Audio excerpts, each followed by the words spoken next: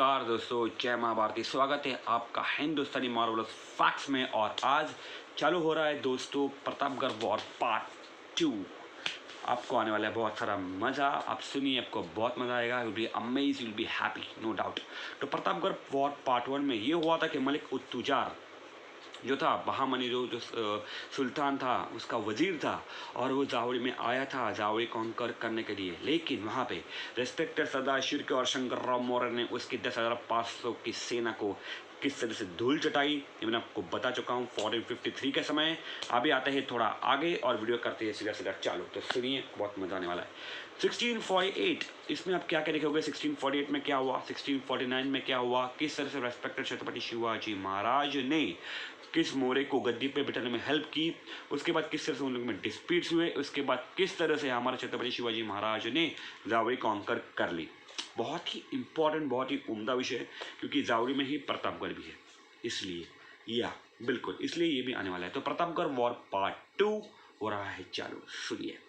तो 1648 से हम लोग शुरू करेंगे दोस्तों। 1648 में क्या हुआ, जो चंद्रराव मौर्य, उनके जो 8 एसेंडेंट थे, रेस्पेक्टेड चंद्रराव दौलतराव मौर्य।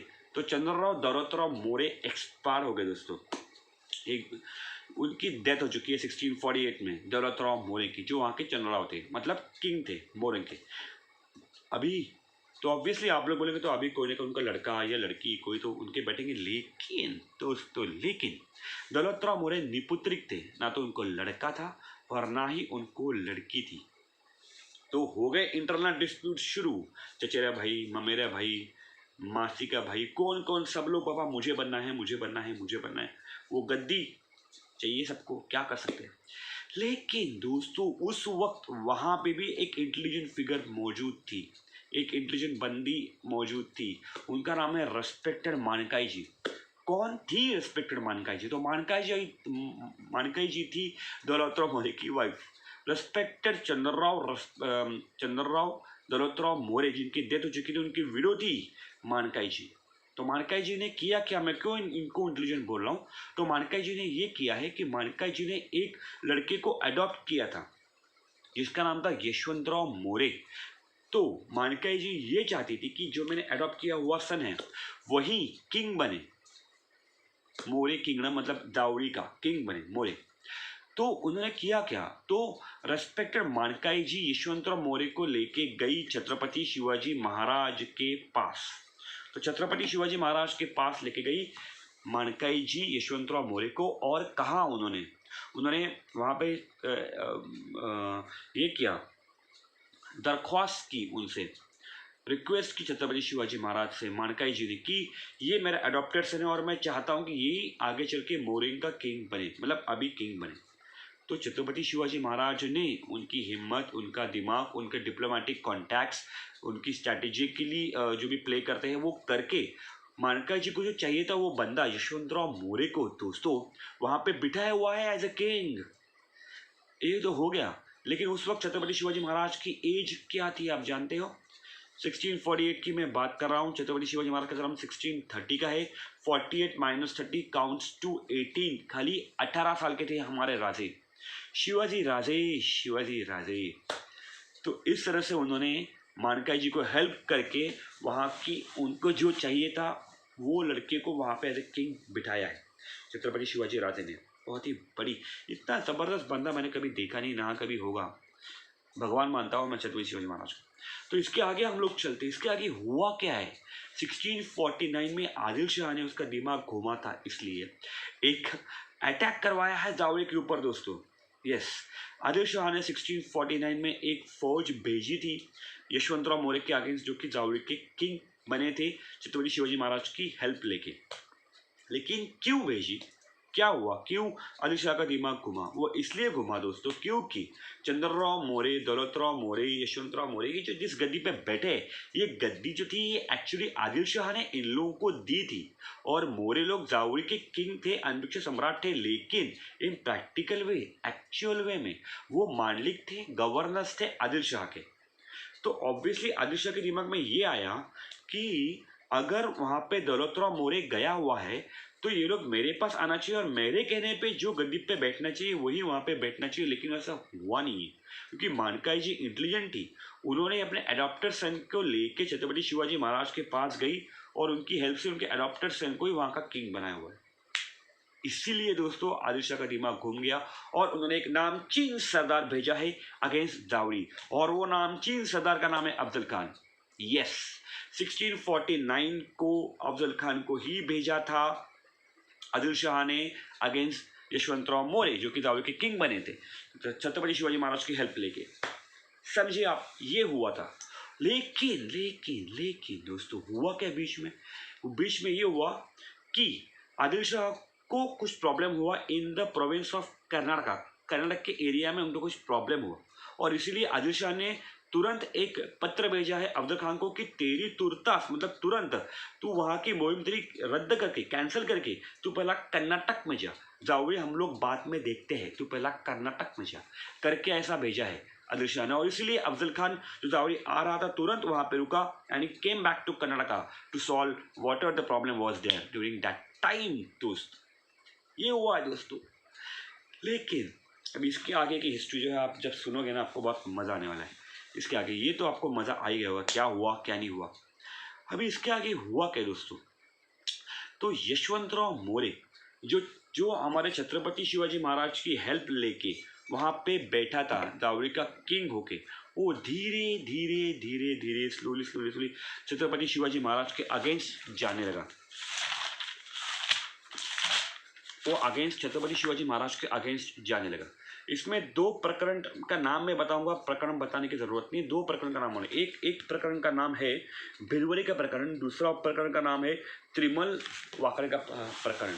तो ये दो प्रकरण जो है ये इनमें डिस्प्यूट्स हो रहे थे छत्रपति शिवाजी महाराज और मौर्य को लेके। लेकिन इसमें यशवंतराव मौर्य धीरे धीरे ये भी बातें करने लगा, कौन शिवाजी मैं नहीं जानता, शिवाजी कब का राजा मैं नहीं मानता, राजा तो हम हैं, शिवाजी को हम नहीं मानते। चलो ऐसी ये लैंग्वेज जब आप यूज़ करोगे उनके लिए जिनकी वजह से आप गद्दी पे बैठे हो, आपकी माँ ही आई थी ना छत्रपति शिवाजी महाराज के पास बोलने के लिए कि ये मेरे अडॉप्टर्स हैं, आप प्लीज़ इनको बिठाइए, तो क्या होने वाला है आपके साथ। इसमें बहुत सारे लोग जो है वो मुझे कहते हैं छत्रपति शिवाजी महाराज को अटैक करने की ज़रूरत थी नहीं। क्यों नहीं थी भाई, क्यों नहीं थी।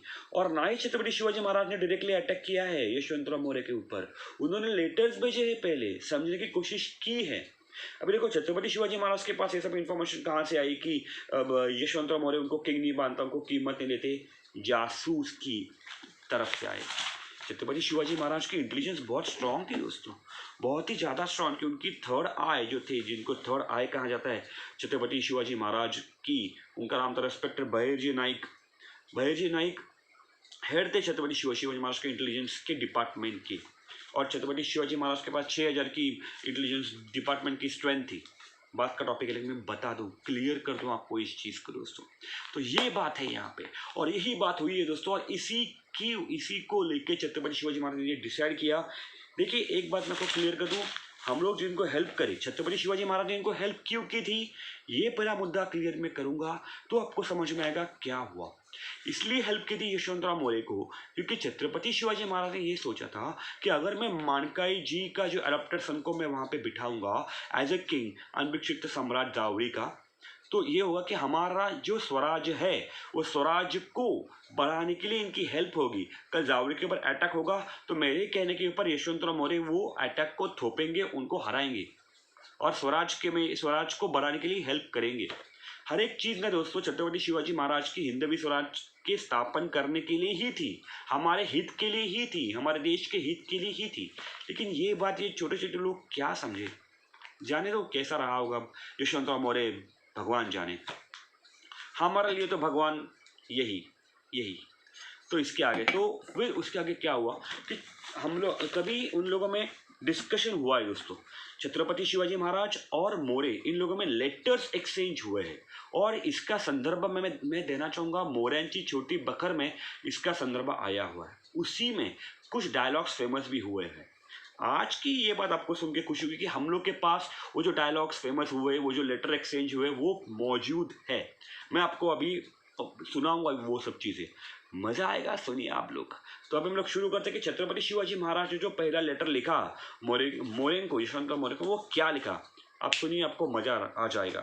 छत्रपति शिवाजी महाराज लिखते हैं, मोरेन को लिखते हैं, पहला मराठी फिर मैं अनुवाद करूंगा हिंदी में, सुनिए आपको मजा आ जाएगा। तुम्ही मुस्तफत राजे म्हणता, राजे आम्ही, शिवशंभूनी आम्हाला राज्य दिले, स्वतः राजे न म्हणवता आमचे नोकर होऊन आपला मुलूक खाऊन हमरात चाकरी करावी, नाहीतर बटफैल होऊन फंद कराल तर जावळी मारून कैद करून ठेव। ये लेटर लिखा है छत्रपति शिवाजी महाराज ने मोरे को। इसका अर्थ मैं बताता हूँ। छत्रपति शिवाजी महाराज ने ये लिखा है मोरे को, आप खुद को राजा बोलते हो, आप राजा नहीं है, राजे हम हैं। शिवशंभू ने हमें राज दिया है। खुद का मुल्क उधर रख के, खुद को राजा न बोल के हमारे पास आके हमारे नौकर बन के रहो और दावड़ी हमारे हवाले करो। अगर ऐसा नहीं करोगे तो, अगर आप बदफैल मतलब अगर आप गद्दारी करोगे तो वहाँ पे आके दावड़ी मार के आपको कैद करके बंद करके रख देंगे, आपको पकड़ के रख देंगे। ये छत्रपति शिवाजी महाराज ने लिखा हुआ है लेटर मोरे को। लेकिन मोरे भी तो कहाँ से ईगो लाता है मालूम नहीं इतना। तो मोरे ने जवाब दिया है छत्रपति शिवाजी महाराज को लेटर लिख के। मैं बताता हूँ क्या दिया है। मोरे लिखते हैं, तुम्ही का राजे झालात, तुम्ही मुस्तफत राजे म्हणता, राजे कोण मानतो, येता जावळी जाता गवली, पुढे एक माणूस जिवंत जाणार नाही, तुम्हामध्ये पुरुषार्थ असला तर उद्या येईन तर आजच येणे, राजे आम्ही, आमचा राजश्री महाबळेश्वर त्यांच्या कृपेने राज्य करतो, श्रीच्या कृपेने बादशाने आम्हाला राजे खिताब मोर्चेल सिंहासन दिले, आम्ही ध्यानदारी राज्य जावळीचं करतो, उपरास तुम्ही आणखी खतखत कराल। तेव्हा कैसा लिख रहा है, तर स्पष्ट समजून करणे, आणखी वरकर मुलूक तुम्हास आहे, उपाय कराल तर अपयशच होईल, यश न येता अपयशास पात्र होऊन जाल। क्या लिखता है ये बंदा मालूम है? ये मोरे ने छत्रपति शिवाजी महाराज को लेटर लिख के ये बताया हुआ है कि आप तो कल राजे बने, आप खुद को राजा मानते हो, आपको कौन राजा बोलते हैं, राजा तो हम है। जावली में आओगे तो गौली भेज दूंगा, आपका एक भी बंदा, आपकी सेना का एक भी बंदा जिंदा नहीं जाएगा।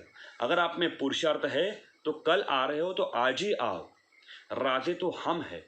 महाबळेश्वर जी की कृपा से हमें राज्य मिला, मंदिर है महाबळेश्वर का, महाबळेश्वर जी का महाबळेश्वर में, महाबळेश्वर इज हिल स्टेशन इन महाराष्ट्र, हमें मिला और इसलिए हम लोग राजे हैं। और महाबळेश्वर जी के कृपे से आदिल शाह ने हमें ये राज्य दिया है, मोर्चेल सिंहासन दिया है हमें आदिल शाह ने।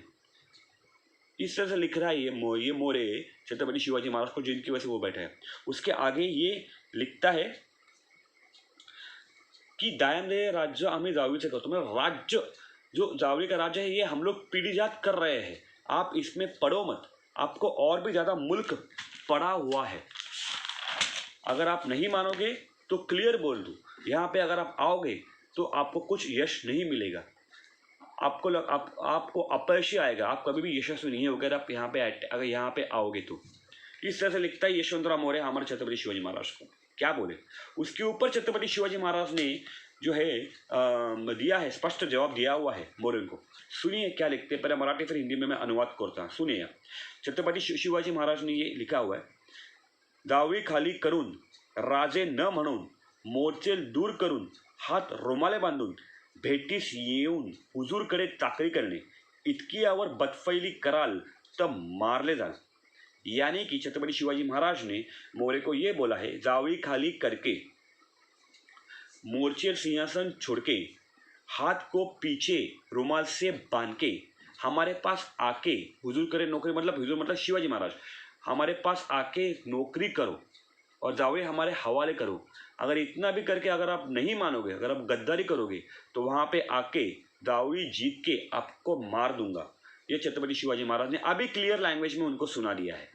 इस तरह से है दोस्तों, लेकिन इसके आगे भी ये बंदा समझा नहीं, इसके आगे भी ये मोरे ने छत्रपति शिवाजी महाराज को लेटर लिखा है। क्या लिखा है सुनिए, आपको मजा आएगा। क्या लिखा है, ये क्या बोलता है, दारूगोळा महजूद आहे, काही बेजबाबाची खोटे घालून लिहिली, ती कशास लिहिली असो, थोर समर्थ असो। दारूगोरा मौजूद है, मतलब दारूगोरा मौजूद तो है ही, लेकिन बहुत ज़्यादा मौजूद है। आप आइए, मैं आपको देख लूँगा। आपने जो हमें बेजवाबी का मतलब इररिस्पॉन्सिबल कुछ वाक्य लिख के जो खत लिखे, वो क्यों लिखे, किस लिए लिखे, आपको ये हक किसने दिया लिखने को।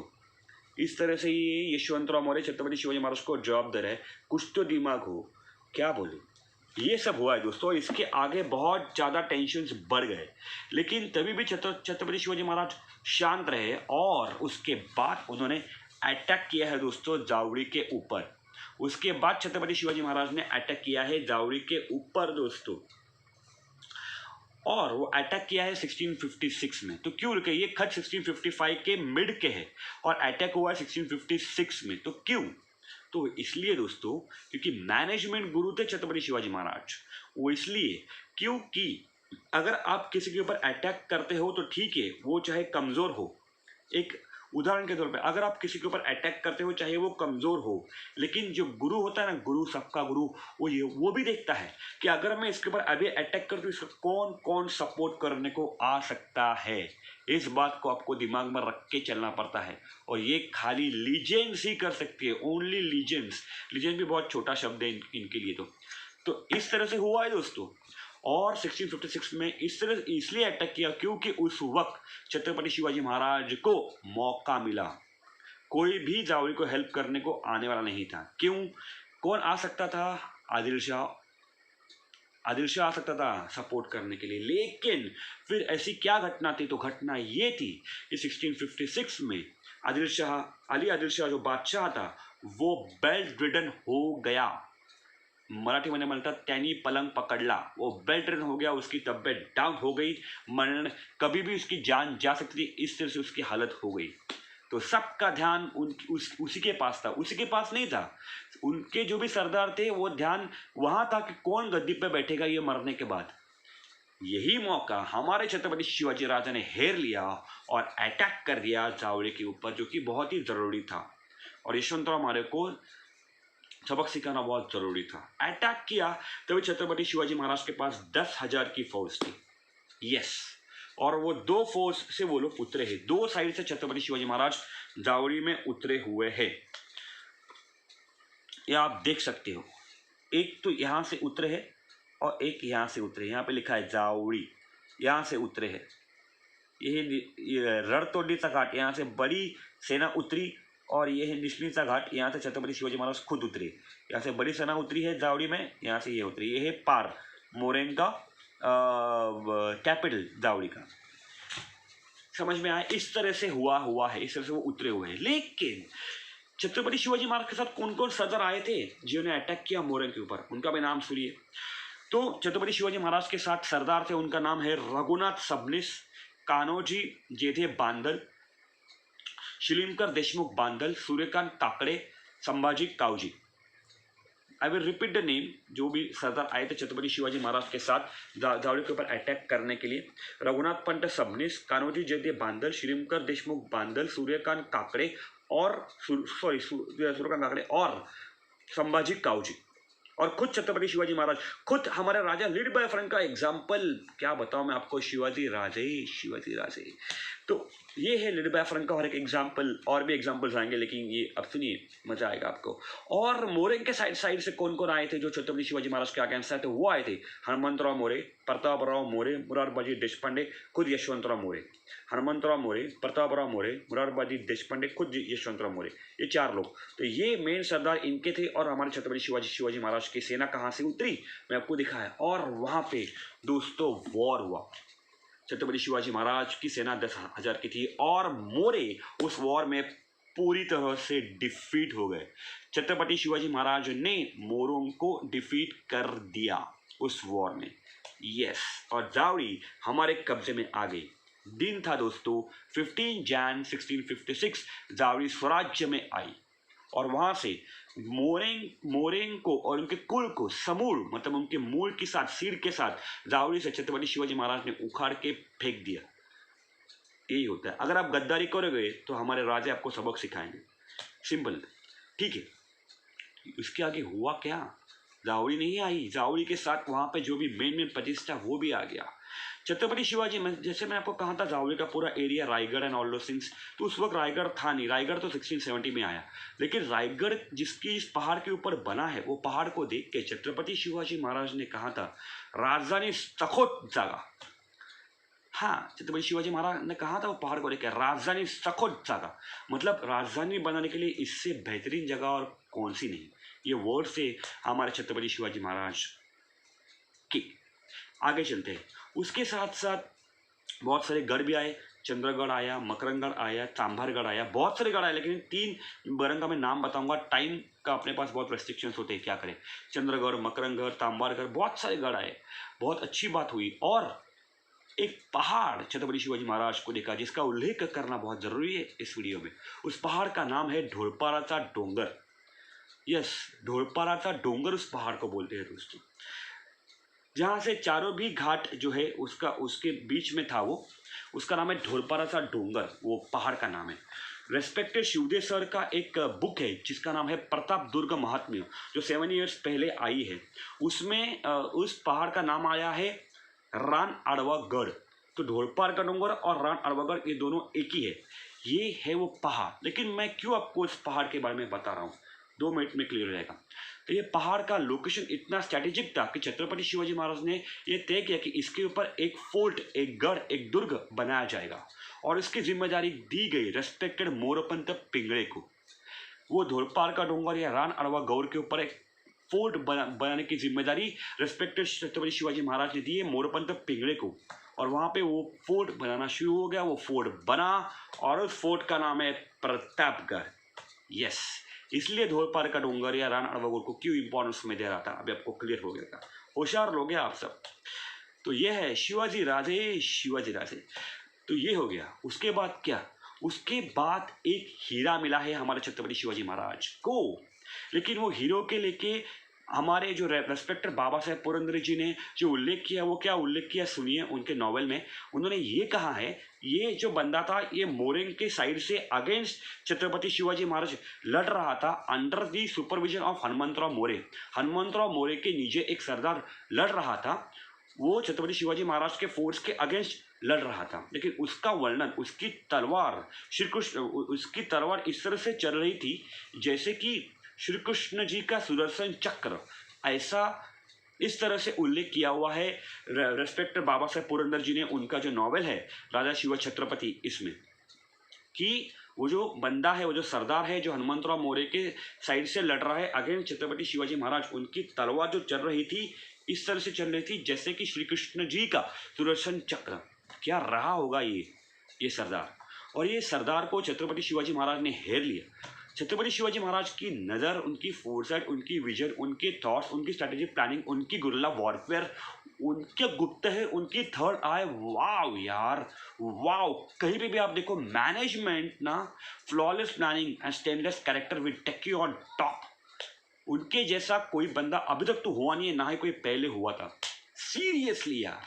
तो ये बात है। तो उनको भी छत्रपति शिवाजी महाराज ने घेर लिया कि अरे ये तो मेरे अगेंस्ट लड़ रहा है, लेकिन इतना खूबसूरत, इतना ज़बरदस्त तलवारबाज, इतना ज़बरदस्त, इतना तीखा सैनिक हमारे स्वराज्य में चाहिए। और यही थॉट, और यही जाकर छत्रपति शिवाजी महाराज उनसे मिले, उनको कन्विंस किया कि जो मैं कर रहा हूँ वो स्वराष्ट्र का काम है, हिंदवी स्वराष्ट्र का काम है, धर्म का काम है, भगवान का काम है। ऐसा करके उसको कन्विंस करके अपने पास लिया। और दोस्तों वो सदा का नाम है मुरारबाजी देशपांडे। यस, ये एक हीरा छत्रपति शिवाजी महाराज को जावड़ी में मिला। जावड़ी में क्या नहीं मिला दोस्तों, रायगढ़ के लिए जगह मिली, बहुत सारे चंद्रगढ़, चांभारगढ़, मकरंगगढ़ मिला, ढोलपार का डोंगर, रान अड़वागढ़, मुरारबाजी देशपांडे, क्या क्या नहीं मिला हम लोगों को जावड़ी में। इसलिए बहुत इंपॉर्टेंट है ये आपको एक्सप्लेन करना, क्यों प्रतापगढ़ कैसे बना, क्या बना। और उसके बाद क्या छत्रपति शिवाजी महाराज वहाँ से निकल गए? नहीं बाबा, मैनेजमेंट गुरु है। उसके बाद मैं और आपको और भी थोड़ी इन्फॉर्मेशन देना चाहूँगा कि जावड़ी जीत गए, लेकिन जावड़ी के ऊपर भी एडमिनिस्ट्रेशन पूरी तरह से लगा के उन्होंने किया है।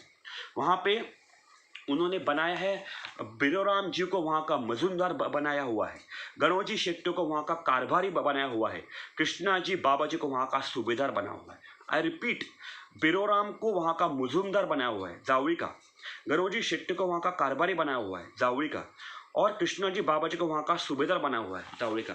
और उसके और मोरोपन पिंगले जी को प्रतापगढ़ का काम सौंपा हुआ है। मुरारबाजी देशपांडे को उनके साथ वो लेके गए स्वराज में, राजगढ़ पे लेके गए उस वक्त। ये सब हुआ है दोस्तों। तो ये पार्ट 2 प्रतापगढ़ पार्ट 2 है दोस्तों। इसमें हमें आपको ये सब बता दिया क्या हुआ था 1648 में, 1649 में क्या हुआ, यशवंतराव मौर्य किस तरह से बने थे, Chandrarao Yashwantrao Maurya with the help of Chhatrapati Shivaji Maharaj, फिर वो किस तरह से उनके अगेंस्ट गए, मोरैंची बखर जिसमें उन लोग के डायलॉग्स एक्सचेंज हुए, लेटर्स, वो भी मैंने आपके सामने रखे हुए हैं। किस तरह से छत्रपति शिवाजी महाराज ने अटैक किया, कितनी फोर्स थी, कौन कौन सरदार थे, जावड़ी हस्तगत हो गई किस दिन हुई, 15 जैन 1656 को, क्या क्या हम लोग को जावड़ी में मिला, और मुरारबादी देशपांडे जैसा बेहतरीन हीरा किस तरह से छत्रपति शिवाजी महाराज के पास आया, प्रतापगढ़ जहाँ पे बना उसका नाम क्या उस पहाड़ का, धोरपाल सा डोंगर, राणावगढ़। अभी आपके पास बहुत इंफॉर्मेशन है, प्लीज़ ये इन्फॉर्मेशन शेयर कीजिए या फिर वो वीडियो लाइक और शेयर और सब्सक्राइब कीजिए, और वो जो बेल आइकन है वो भी दबाइए दोस्तों, क्योंकि छत्रपति शिवाजी महाराज की जो हिस्ट्री है ना, ये माइंड ब्लोइंग है। ये मैं सबके सामने लाना चाहता हूँ, पूरी दुनिया के सामने लाना चाहता हूँ, और इसलिए मैं आपकी हेल्प चाहता हूँ, और इसलिए हिंदी में ला रहा हूँ ताकि हर कोई समझे प्लीज़। और इसमें रेफरेंस है respect Baba Saheb Purandare, respect Ninad Bedekar sir, मोरैंची छोटी बखर, शिव भारत के कवि प्रेमानंद, ये सब 4 रेफरेंसेस लेके मैं आपके सामने ये प्रतापगढ़ वॉर पार्ट 2 ला चुका हूं दोस्तों। और इसी तरह से अब ये समाप्त हो रहा है। Thank you very much. जय महाभारती, छत्रपति शिवाजी महाराज की जय।